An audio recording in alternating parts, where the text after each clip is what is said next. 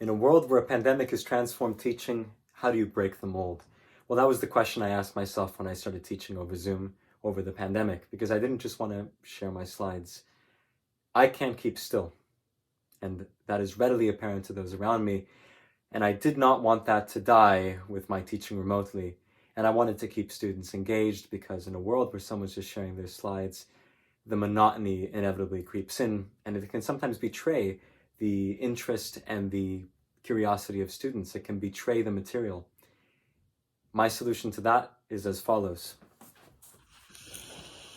What I'd like to do now is show you why this is not just a green screen, but rather part of a bigger system that you can implement in your own corner of a room to help you combat monotony, keep things interesting for your students and for yourself while teaching, and make this both tolerable and actually enjoyable. Doing this for me has brought out a lot of aspects of teaching that I never really appreciated when teaching in person. And while I miss dearly teaching full-time in person, this is one way, I think, to keep things engaging for all parties involved. So without further ado, let me go ahead and get set up over here. All right, so I've gone ahead and prepared the setup for this explanation. And to quote Kanye West, let's get all the lights on. Here we go. Extra bright. I want you all to see this. I still remember that song. All right, here we are. So this is the setup. And what I'd like to do is talk about the individual components that make this up and show how we go from individual sources of media, 3 of them that I'm pointing at over here, combine to form what you see on Zoom. My slides play on this Mac. It doesn't have to be a Mac, could be any computer. I take my notes live on here, on this iPad, right? Both of these devices I have hooked up to an HDMI cable, so I'm outputting their video feed over here and over here from the iPad. How is this iPad staying up, you ask? Well, as I'll cut to right now in this video, I have bought a steel sheet at Home Depot and mounted it to the wall. I have then purchased a magnetic iPad case, tablet case, and I've wrapped it in green tape. More on why that's useful in a second, but it allows me to hold up the iPad, and I've done the very similar thing for the dongle. I've actually hooked up some magnets to the back. TSA loves it when they see this. They're very confused. And so here we are, power and HDMI, HDMI. Why is HDMI so important? Well, these are your media sources for your teaching. So they go over here down to this. This is an HDMI to USB capture card. And what it's going to do is it's going to take that video feed and convert it to USB so that another computer can take that in as if it were just a webcam that you plug in. So these 2 media sources are coming in. They're coming in via USB, and they're coming into the main computer.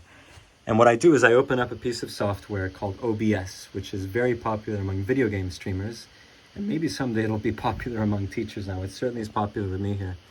And so what I've done is I have taken these various inputs, which I can actually see as sources of USB cameras, USB video, and I've incorporated them into OBS.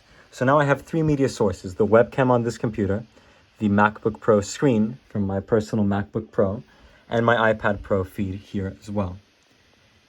So in theory, I can synthesize all of these inputs to produce a scene, but there's one key thing missing, right? I want to be a weatherman here. I need an actual feed of myself over here. So I'm going to do one thing. OBS has an app you can download for iPhone, and that application actually allows you to employ your iPhone as a webcam. So I'm going to plug in the iPhone. One sec. All right. I've got my iPhone plugged in. I've got my OBS camera on. That application's about $10, I think, on the App Store. Best $10 you'll ever spend. And I don't like apps that charge me, but it's inevitable these days. So I've got my iPhone camera as a source, and it's being fed over USB, just like my other inputs over here. And now you'll see that I have my iPhone as an input in OBS.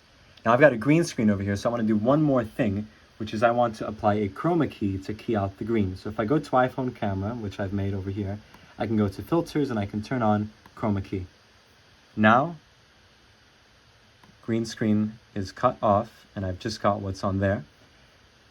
The other thing you can do in OBS, and this merits a whole discussion on OBS as a whole, is you can create various scenes with various combinations of all of these inputs. And so here we are,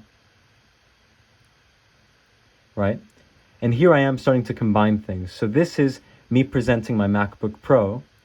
And so it's got my MacBook view from over here. And it's got my green screen view from the iPhone. And so if I stand over here, now you'll see that I show up on the screen. And the beautiful thing here is I can talk over my slides. Give me 1 second. I can show my slides.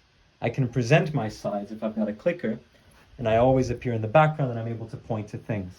Another thing you can do is you can get a hold of a tiny display. I mean, all these things cost money, but I do video work, and that's why I've got these to begin with. So I'm able to do a big case study for you here. So I've got this MacBook that runs OBS hooked up to this display, and on OBS, what I can do is I can actually hit Control, and I can do a preview of what everyone is viewing currently on this monitor.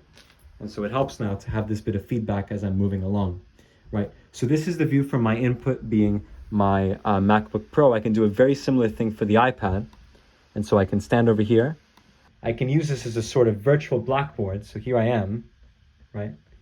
Here I am talking, what have you, and it all shows up in front of me. I can even combine a bunch of these sources. I can combine the iPad and the MacBook Pro. And so I'm standing here. If you've ever moved things around in an image editor, OBS works in a very similar way. You can put all of these scenes together.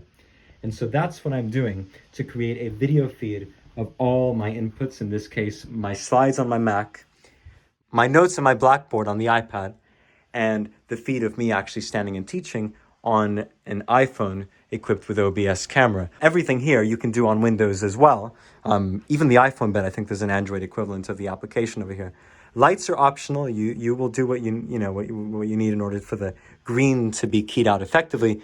These green screens are pretty cheap on Amazon. You can get them. You can paint a wall green. Honestly, you can get anything green and get it to work out. Green tape also for the iPad case. Here we are, green tape for anything you want to cover, really. And so that's the basic setup. Now, how do we pipe this to Zoom? The way we pipe it to Zoom is by using something in OBS called the Virtual Camera plugin. The Virtual Camera plugin essentially creates a new webcam on your computer that is just the output of whatever is on OBS. And so if I go into Zoom now, and I jump into my meeting, and under my webcam, I select OBS Virtual Camera, whatever is on OBS is now fed live to Zoom. This means I can run a course fully live. Everything you're seeing here is meant to be done live. I can run a course completely live and feed things through the video to the class. And so I can run a course like I would in real life, feeding this video feed over to Zoom. I can have this over as a piece of feedback, and I can see what students see as well. The one additional element that is not required, but that I personally recommend, and it's a little bit more of an audio setup, is you can get a hold of a wireless sound transmitter and receiver and pipe that to an audio interface and connect that via USB to your computer. That allows you to wear a nice little lav mic, right? And carry that around with you like lecturers do in big lecture halls. And that gives a clean audio feed to students as well, which keeps the quality pretty high. I'll go ahead and add some excerpts from Zoom classes I've taught to this video so that you can see what it looks like in action. But that's the essence of it. Fundamentally, you can build the lightest version of this imaginable by having a computer and these USB dongles. The tablet will help you do a virtual Blackboard setup, and for that you might need some metal on your wall or mount it in some other way. All of it comes together in OBS. The beautiful thing is, to start, all you need to do really is download OBS and start playing with the virtual webcam, generate scenes. You might be surprised by what you can do. This is a higher production value version of it, but the truth is that in OBS, you actually can apply green screen even to your webcam. And so there are other ways that you can take, for example, the output of this webcam and use that instead of setting up this entire green screen. The fact of the matter is, you don't need a green screen as big as mine. Doing this has allowed me to teach over the pandemic in a way that students are constantly not expecting. It keeps me alive to teach, and it keeps me alive during the pandemic to at least be able to teach this way. My hope is that this can serve as a guiding beacon of sorts for people teaching remotely to preserve their enthusiasm for teaching when they have to do it over Zoom. My belief is, even though you don't have the students in front of you, and I certainly miss that aspect, this brings them closer to you and brings you closer to them by helping you teach in a totally uninhibited way. I've been using this setup to teach remotely since November of 2020.